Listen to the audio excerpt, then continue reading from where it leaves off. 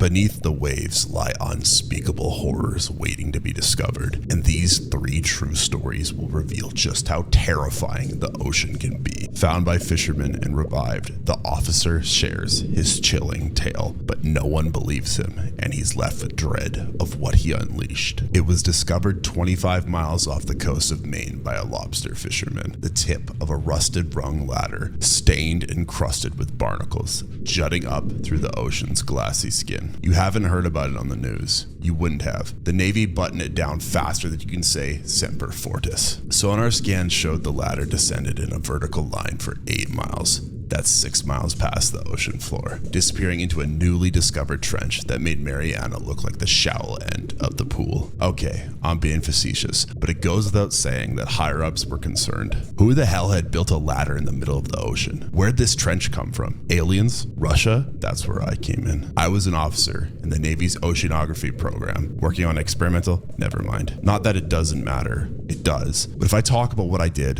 who I am, and why I'm here, I'd no doubt wake up on a trapdoor with a noose around my neck and treason charges being read to me by a guy in a starched uniform. I figure there's a damn good chance that might still happen anyways. Still, I'm compelled to document this because people deserve to know what I saw. The things that haunt the back of my eyelids when I close them at night. I'm in a military hospital now, laid up in my own private suite. I'm trying to heal, but without rest, it's proving impossible. I figure getting out of this system might help. I hope it will, at least. But what do they say in Shawshank? Hope is a dangerous thing. Anyway, I was never great at beginnings, but I guess I should start with the dive. We called it a submersible, but it was really a suit. There was no Jules Verne clunky, cumbersome, sink like a rock diving suit. It was lightweight, pressure resistant, and equipped with all the bells and whistles that lent it its not unfair nickname, Iron Man. That's not to say it was one of those skin-tight jobs you see scuba divers wearing. It looked more like those suits guys defusing bombs in war zones wear. That aside, I was thankful there wasn't going to be a 60-pound oxygen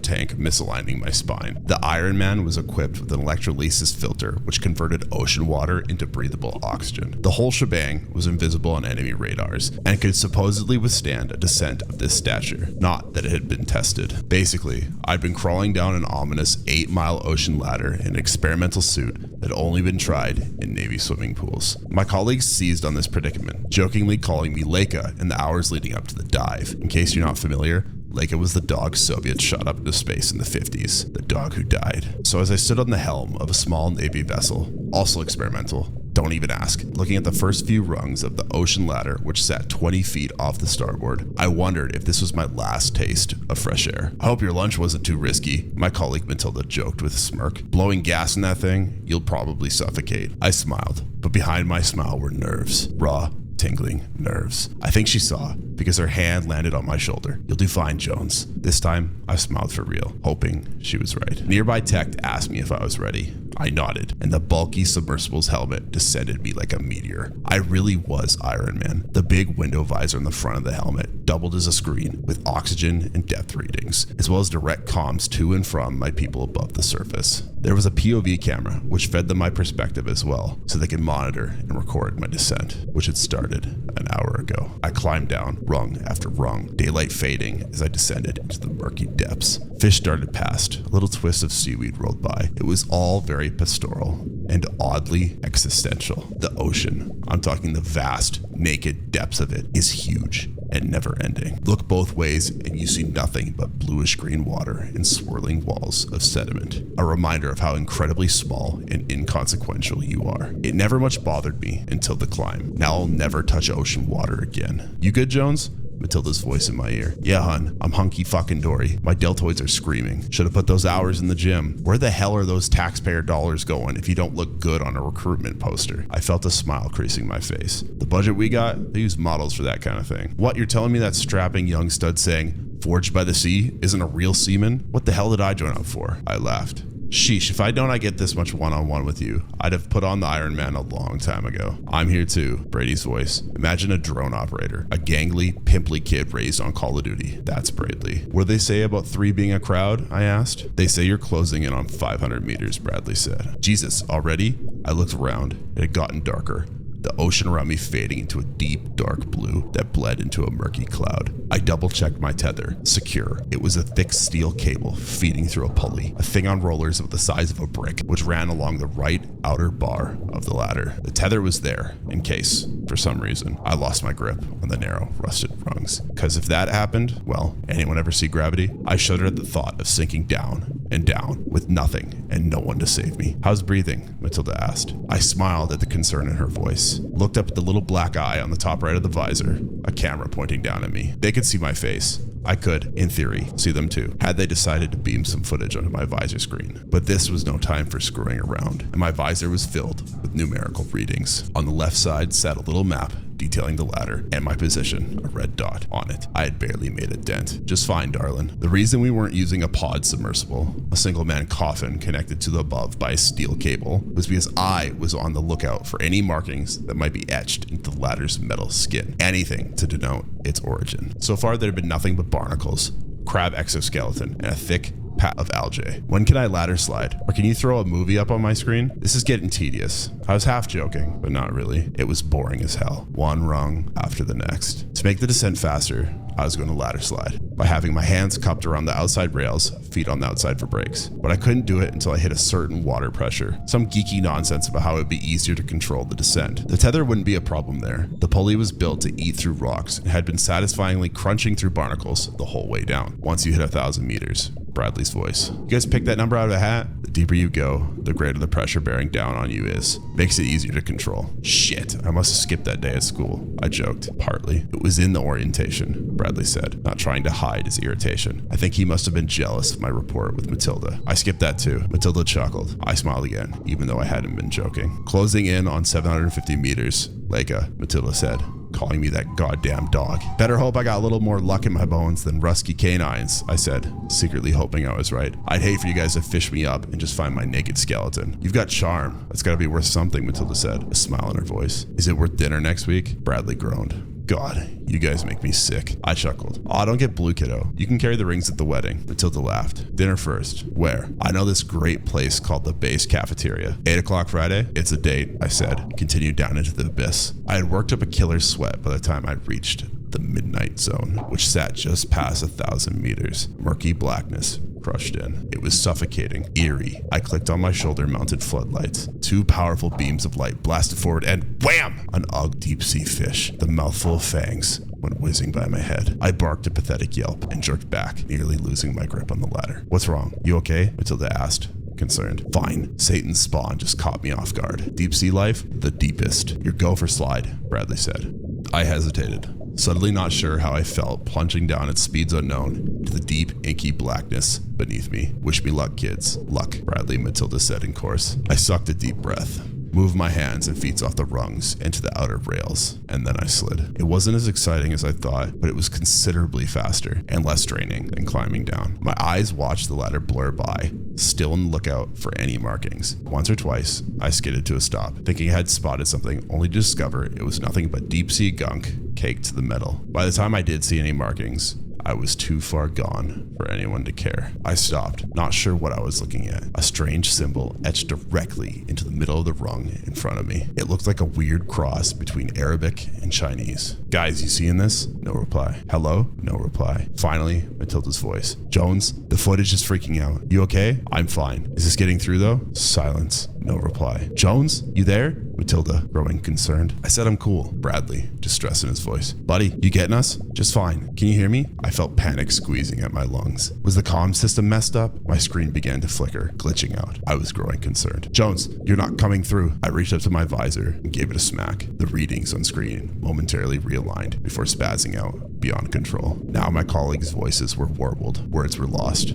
full of static. Jones, can't hear you. Are you? Guys, I can't hear you. Fear in my voice. A low hum built in my ears. And then silence. No voices. Nothing. My helmet basked in the glow of the flickering screen. I had lost contact with the world above. I froze, not sure what to do. Split between the symbol on the rung and the disconnect from my safety net. Well, that's not completely true. Remember the tether connecting me to the rung ladder? There was a little button on the pulley box beneath the lucid case. Punch that button and the pulley box would zip me back up to the surface. Okay. Screw it. I was going back up. None of this was worth a damn if I didn't have my crew watching my back. I fumbled out an underwater camera stashed in the pouch of my chest, snapped a photo of the symbol, and began the 10-foot climb back up to the pulley box. That's when I saw the mermaid. It flitted out of view, the silhouette of a man-sized fish. I froze, not sure what I'd seen. It had only been there for an instant, etched in the beam of my floodlights. Then it was gone. Had I really seen anything? My breath was shallow, cold in my helmet. I looked to my right. The water was black and murky. I looked to my left. At first I didn't realize what I was seeing. A wall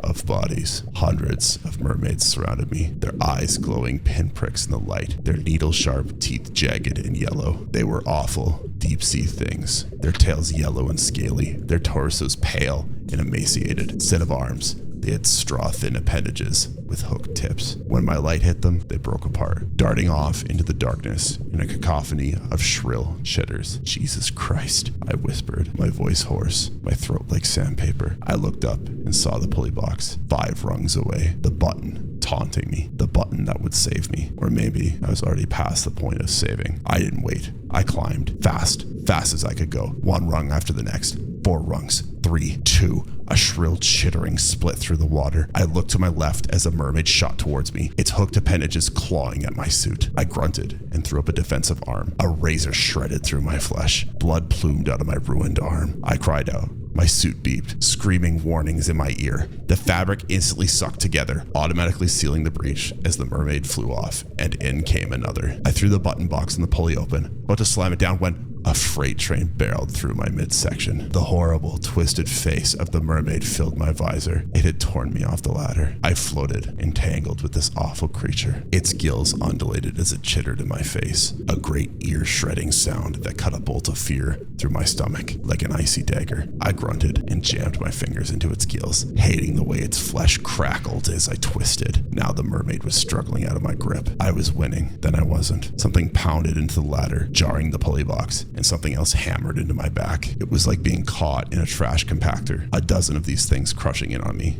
I screamed, flailed, fought for my life. Then suddenly, the mermaids disappeared, tails flickering as they flew off into the depths. I was alone, completely alone, floating through the water, 15 feet from the ladder. I assessed the damage. My suit was mostly okay, except for my arm. Blood plumed through the fabric, funneled out and into the ocean. Each section of Iron Man was isolated, so if one part got damaged, it wouldn't compromise the integrity of the whole outfit, so water wasn't flooding my helmet. Yet, it very well could be soon. There was a crack in my visor. I quickly reeled myself in, closing in on the ladder and the pulley box, which was my last and final hope. Then I saw it. My heart sank. My stomach dropped. The pulley was nearly hanging off the ladder's rail. It was close to breaking off. If that happened, I'd simply drift, fall, die in this oppressive darkness. I moved slowly, surely, reeling myself in on the cable, which rattled the box. With each pull, I was lassoing the excess cable around my elbow as I went. My hands reached out, fingertips skimming the rung ladder. That's when I saw the shark. At first,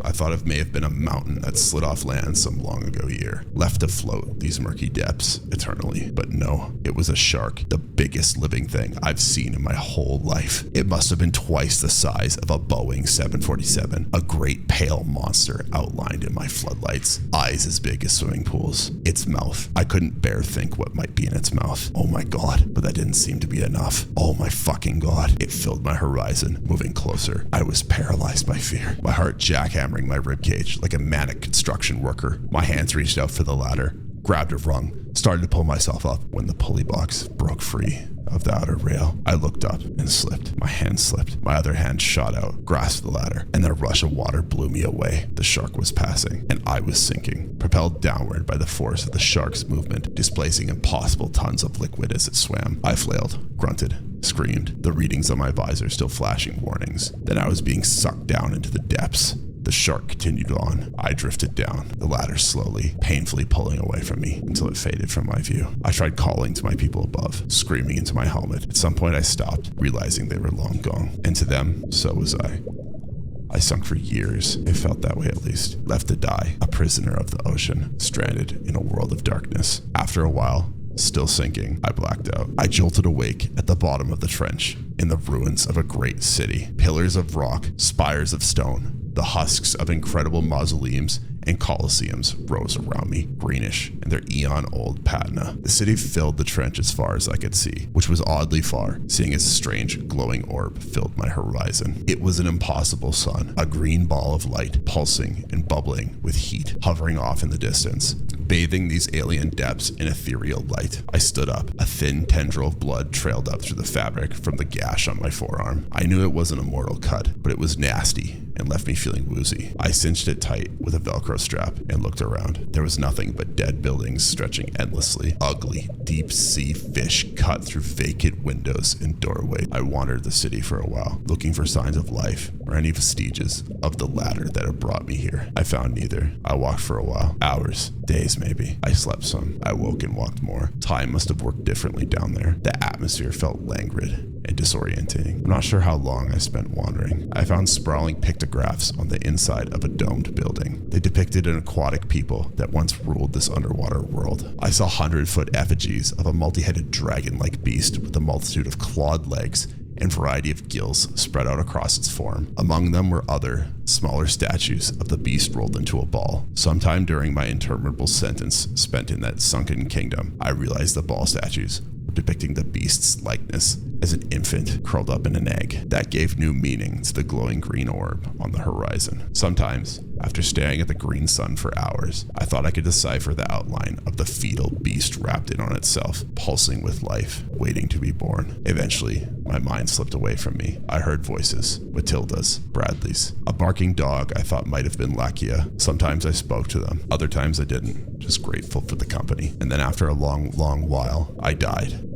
I was brought back to life on a lobster boat. Two grizzled mariners with accents like molasses found me floating listlessly and pulled me aboard. They scraped off my suit and resuscitated me on the fish gut-strewn deck of their little lobster tug. They thought I was dead. My skin was cold, pale as a fish belly. Then I blinked to life. I took a rattling breath of fresh air, savoring the salty taste on my tongue. I looked up at the real world, at the two men around me. All I could do was cry. I was brought to a hospital, then airlifted to the one I'm in now. Matilda came to visit me immediately. She asked me what had happened. I told her. I could see in her eyes that she didn't believe me. I wouldn't believe me. I was gaunt, my hair long, my beard scraggly. I looked like I had survived a lifetime on a desert island, except for the fact I was ghostly pale and not sunburned to a crackling brown. But it was good seeing her, until she looked me in the eyes and told me I had been missing for 8 months. Military man after military man came to visit me. Higher-ups in crisp uniforms weighed down by medals. I was interviewed until my head spun. My story never changed.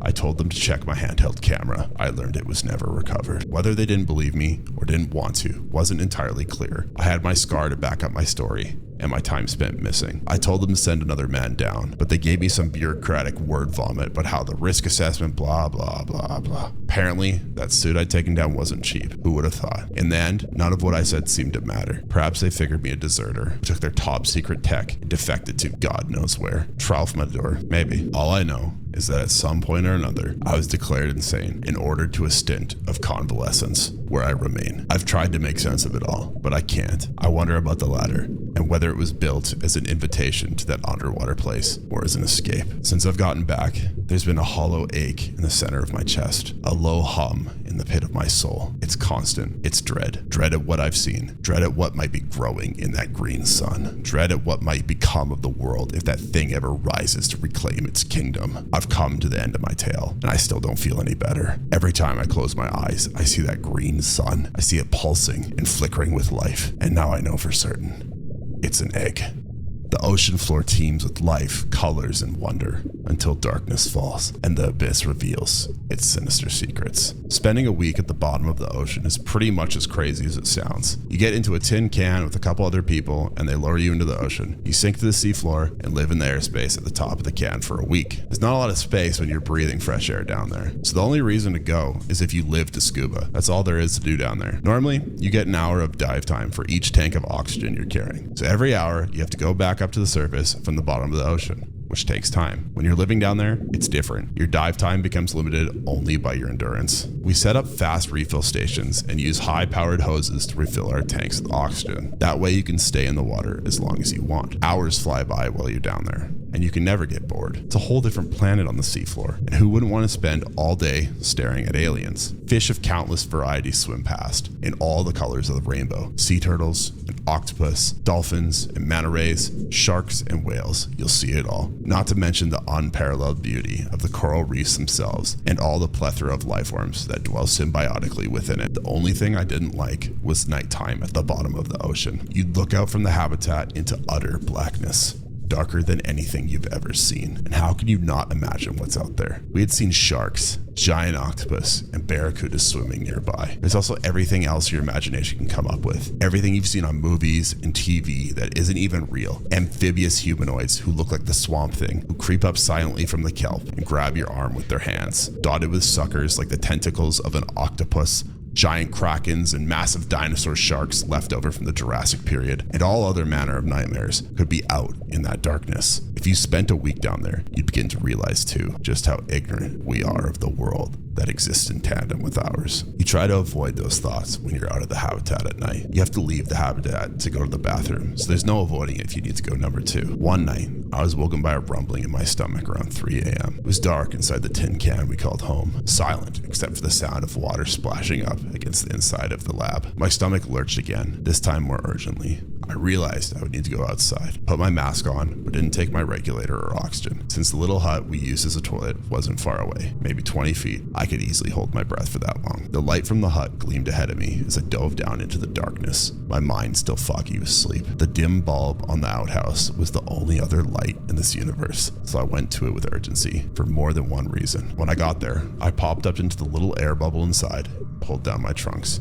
I had made it just in time. Pretty soon fish were coming by for their morning meal, and I swatted at them with my hand, trying to pinch it off before they could burrow their little faces further into my ass crack. Freaking fish just love to eat shit. As if that wasn't nightmare enough, there was that blackness all around except for the light from the outhouse and the one from the habitat. The darkness stretched out forever and was infinite in its mystery. I wondered how far away the nearest great white shark was, and if they would be attracted to the scent of a smaller fish. I shook my head and tried to think of anything else. It was completely silent, except for my breathing and the sound of water splashing gently against the inside of the hut. I finally pulled out my trunks, slapping a fish with my hand as I did so, and waited for a minute for the air to clear, so to speak. No sense rushing to dive back into the blackness, I thought, especially considering what I just polluted it with. After a minute, I took a breath and popped back into the water from the air bubble. I swam towards the light of the habitat. When I was not even halfway there, both lights flickered and went out. I was immediately disoriented. My foggy mind had just been asleep a few minutes ago. I wish I'd taken longer to wake up before venturing out alone. I hadn't even woken anyone else up to tell them I was going. The after image of the glow from the habitat still danced in my vision, so I followed it, my heart beating fast and heavy in my chest. I felt terrified and hoped I was heading in the right direction. I followed my instincts and training, tried to ignore the part of my brain that told me I might not be going the right way. I felt something large brush against my hand and recoiled in shock. What the hell was that? I wondered. I was suddenly picturing a giant hammerhead right in front of me instead of the habitat. My panic intensified. My vision was starting to go a bit red around the edges, and I wondered how much time I had wasted. It was a good thing I could hold my breath for a long time. I tried to swim in the direction of the habitat, but I suddenly wasn't sure which way it was anymore. The thing that had brushed against my hand had felt large, and it had scared me more than a bit. Kicking with my flippers, I began swimming in the direction I thought was right. Whatever it was, this time it was on the other side of me. I tried to ignore my fear and kept kicking my legs. My vision was beginning to flood with redness, and I was really starting to feel true dread and fear bloom inside me like I had never felt before. Every part of me was screaming for air. I tried to calm my mind and remember my training. My hand grabbed onto something, and in my confused and oxygen-deprived state, I mistook it for a power line running to the outhouse. I began to pull myself along the misshapen tube. It seemed to squirm and writhe in my hand, but I continued along nonetheless, hoping it would lead me back to the habitat. As I got closer, I felt more of the weird, organically shaped tubes. They felt lumpy and had spikes and divots here and there. I realized with disgust they were definitely not oxygen or electrical lines. They seemed to stick to my hands when I grabbed onto them, not wanting to let go. I had to pry my hand off the last time, I decided to stop touching them altogether. Just as I was about to lose all hope, my left hand brushed up against the hard, metallic edge of the habitat. I had almost gone by it. I realized with a wave of horrified relief, I had almost swam right past it and out into the open water. I felt the shape of it and managed to correct my path. I popped my head up into the habitat and gasped for air, panting and coughing up water from my lungs. I climbed out of the water and managed to find the ladder leading up to my bunk. Shit, I almost died out there just now, I yelled, and was surprised when no one woke up to ask if I was okay. I felt a new fear well up inside of me, thinking of all the tangled organisms that had been all over the outside of the habitat. What the hell were those things? Why wasn't anyone talking or waking up inside the lab? I rummaged through my things and pulled out my flashlight, wishing I'd brought it with me earlier. How stupid. If I had died, I would have deserved it. I turned the light on and screamed. There was no rational explanation for what I saw inside the habitat. The other two members of my crew were surrounded by what appeared to be misshapen tentacles, but no, that's not quite right. Not tentacles. These were different. The long tubular shapes that came up out of the water reminded me of a recent article about a creature that had been discovered off the coast of Australia. It was now recorded as the longest creature ever seen by man. It was really a collection of zooids that came together and cloned itself of thousands upon thousands of times to create an infinitely long, silly string that could stretch for hundreds of meters. The crew had called it akin to an underwater galaxy, and pictures of the creature looked otherworldly. It went on forever, a twisting, spiraling organism that faded off into the distant ocean with no end in sight. This was like that, only much worse. The creature appeared to have mutated. It had picked up some new abilities never seen before in all of my research. The thing had absorbed other marine life somehow. I saw barracuda with sharp teeth, small sharks, and eels, their eyes wide and terrified, opening and closing their mouths. They were covered with a thin membrane and appeared to have been attached to the thing against their will. They were now prisoners of it, being dragged along by the massive, ropey sea creature. My crew had the tentacle things all around them, choking them at their necks and wrapped around their bodies and arms. The white flesh of the thing was spreading across them quickly, wrapping them up in its slimy sheath. My crewmate, Mike, tried to scream, but his voice was muffled as I saw a vine of the creature crawl down his throat, planting little roots as it went. I was terrified, hyperventilating. I ducked back into the furthest corner of my bunk and watched in horror as the thing consumed my crewmates rapidly and attached itself to them. I watched as it pulled them under and dragged them down into the ocean, their eyes still wide and afraid. Would it the ocean water through its gills so they could live down there? I wondered. Would it provide oxygen to the new members of the colony, or would it just consume them for fuel and move on? No one would have believed me if I told them what happened, so I said it was a diving accident. I told them I tried to save Mike and Beth, and there wasn't anything I could do. The search party had turned up nothing, as I had expected. When I got back to the surface, I told my family I would never step foot in the sea again. They think it's because I'm remorseful. They think I just feel bad about Mike and Beth, but that's not it. I feel bad about them, sure, but what I really think about is what's down there, under the surface. I saw how fast that thing consumed them. I think about the transatlantic garbage patch and how that was a big problem for a while. I think we might have a new problem now. The loneliest whale's search for connection unleashed an unstoppable horror. Now, humanity's fate rests in the hands of the sole survivor who heard the whale's song.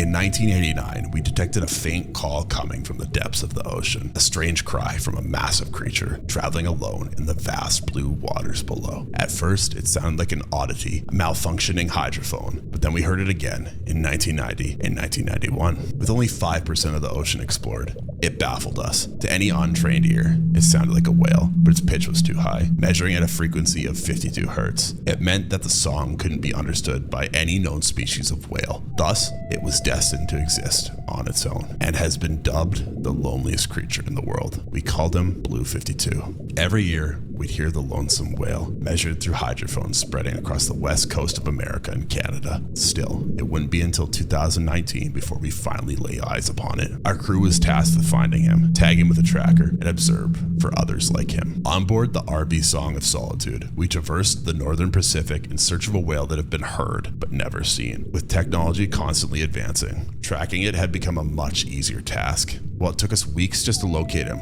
we grew closer with each passing day. Do you think he knows? Rita asked as we stared out at the horizon. The ocean was calm, gently rocking our large research vessel. It was wonderfully peaceful, and though our mission was interesting, it carried an undeniable hint of dread. Knows what? I asked. She sighed. that there are others like him out there? It was a fair question whether or not the strange frequency of its voice was caused by a deformity or if it was a hybrid species. It had to have been raised by someone. Whale calves stay approximately 1 year with their mothers as they grow and get ready to face the oceans alone. I don't know, why else would he sing? The whale had been traveling in the same path as blue whales, yet the timing was off. It meant that despite it going exactly the same way, it would never meet anyone else on its journey. Wherever he swam, the others would be long gone. 40 years alone, just looking for someone else. She trailed off. Weeks passed as we searched, and in the late summer of 2019, we finally found him. There it was, surfacing for a breath of fresh air, an 80-foot-long whale, spurting a fountain of water from his blowhole. He had a magnificent blue color, yet the shape of his body resembled that of a fin whale. Our theory of it being a hybrid had been confirmed, and he looked extraordinarily healthy considering that he'd survived on his own for so long. "He's magnificent," Rita exclaimed in excite. Without hesitation, we planted a tracker on his skin with a suction cup, then let him dive back beneath the ocean. We went to work and recorded more of his song, a somber tune of melancholy. We spent the next 3 weeks just tracking him, hoping to see another of his kind. Alas, he remained alone. During the nights, I often found Rita staring out at the ocean, marking each time he surfaced to breathe. "He looks too sad." "How can you tell?" I asked. "I don't know, just a gut feeling, I guess." "Poor Eros." "Eros?" "Yeah, I figured we're the closest thing he has to a family. We ought to be the ones naming him." I mulled over the name for a moment. It certainly sounded better than Blue 52. A bit ironic though, don't you think? Not at all. As the mission went on, Rita started sleeping less and less. She was afraid that we'd lose Eros if we didn't keep a constant eye on him. Whales hardly ever sleep, constantly needing to resurface, always on the move. Of all the mammals, they have the lowest requirement for sleep. We were 2 months into our mission when I was shook awake in the middle of the night. As I opened my heavy eyes, I saw Rita standing above me with a wild smile on her face. "There's another whale," she shouted. We rushed to the control room where Captain Banks stood, eyes fixed on a new set of frequencies. Sure enough, there were 2 distinct but similar sources of sound coming from about 1,000 feet below. "I knew it! I knew Eros wasn't alone!" Suddenly, our depressing job had turned to one of joy. If there were 2, we could assume with high probability that there were more. In fact, we might have been witnessing the beginning of a new subspecies of whale. It was a beautiful moment to behold. "You sure it's not just a malfunction?" one of the crew members asked. I took a look at the numbers. Eros' voice had lowered a bit in his later years, at 50 hertz,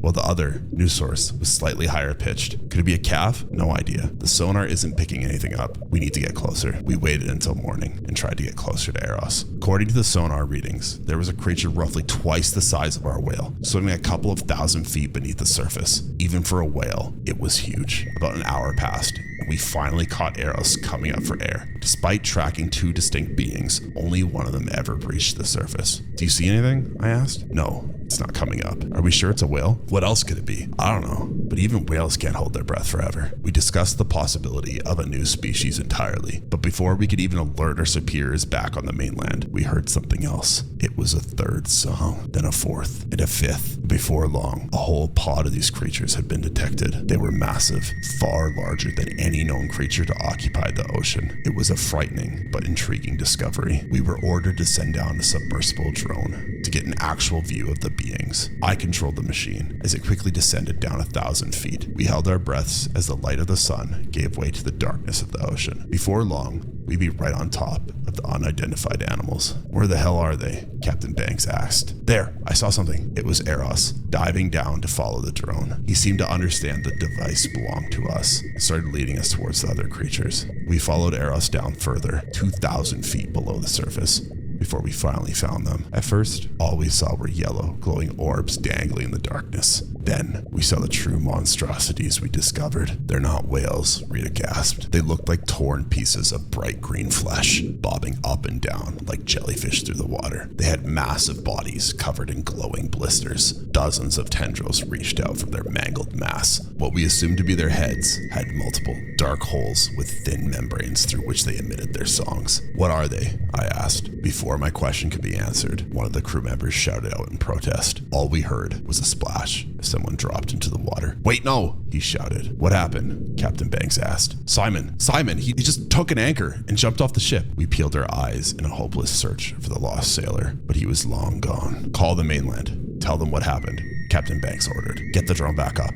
It's time to leave. I glanced back at the screen. Camera had gone dark. We'd lost contact with the drone. With little hesitation, we decided to set course for the coast. The footage would serve as enough documentation of our discovery. We were still days away from reaching land, and we didn't have any other choice. Nightfall came and plunged us into the overwhelming darkness. Nothing but a million stars above us to keep us lit up in the night. Despite their beauty, they signified the immense size of emptiness surrounding us. "What do you think we just saw?" I asked the captain. He looked over the multiple recordings we'd gotten from our hydrophones. They all matched the voice of Eros in terms of frequency, yet the rhythm seemed completely off. Whale songs can travel 100 miles, no problem. Based on the composition of these things, I'd say they were airless creatures. It would suggest that they come from the very depths of the ocean beneath us, but I can't say for sure. "You think Eros alerted them with his voice?" He nodded. "Why else would they venture this far up?" Our conversation was interrupted by the sound of an anchor moving on deck. We rushed outside to find Rita standing by the edge, staring longingly into the ocean below. "Rita,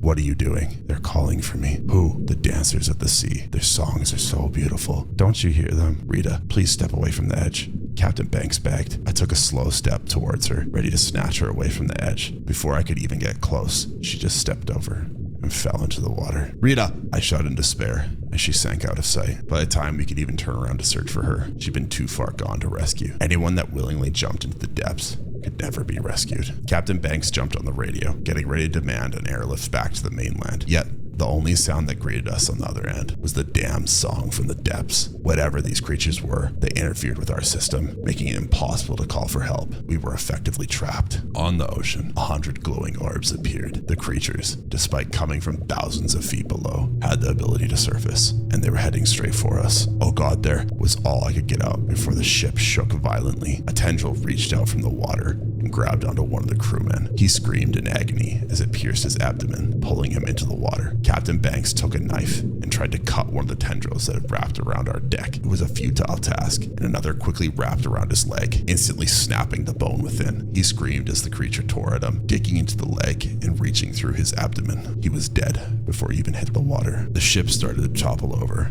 and I clung to the railing. Then something rammed us, and the ship fell back into place. The tendrils retreated back into the ocean, and we were momentarily free. I looked for any sign of my crewmen, but they'd all been snatched away. Alone, I peeked into the waters and saw what had been my unlikely hero. It was Eros. He had plunged his massive body into the monster, which had redirected its attention towards him. It dug its tendrils into his body, blood filling the water. He kept swimming, pulling away from the monstrosities, and they followed. In his wake, he left a trail of blood, leading them away from my damaged vessel, giving me an opportunity to escape. I set course in the opposite direction, not hesitating to make use of the escape window granted to me. The creatures didn't follow, but I never stopped fleeing. It took another full day before I finally made contact with the mainland. I alerted them to the situation. They sent a ship out to meet me. I'd sustained minor injuries. My crew, on the other hand, had all but succumbed to the horrors of the ocean. I don't know what happened to Eros, if he managed to get away or if the things caught up with him. Whatever the case, he saved my life, and I owe him everything. In his search for a family, he inadvertently awoke something from the deepest parts of the ocean. According to recent hydrophone recordings, there are millions of them across the Pacific, and they're spreading further and further around the world. The seas are no longer safe, and there's nothing we can do to stop them. I might have made it back to shore, but what truly horrifies me is that despite being 1,000 miles away, I still hear them singing. At first, they were only sounds, but now I finally understand. They want me to come to them, and I don't know how long I can resist. The ocean is terrifying. It brings out a sense of aloneness. We don't know what lurks in the shadows, much like an abandoned small town, which I've read 3 scary stories about on screen now. Please like and subscribe with notifications for more voices from the well.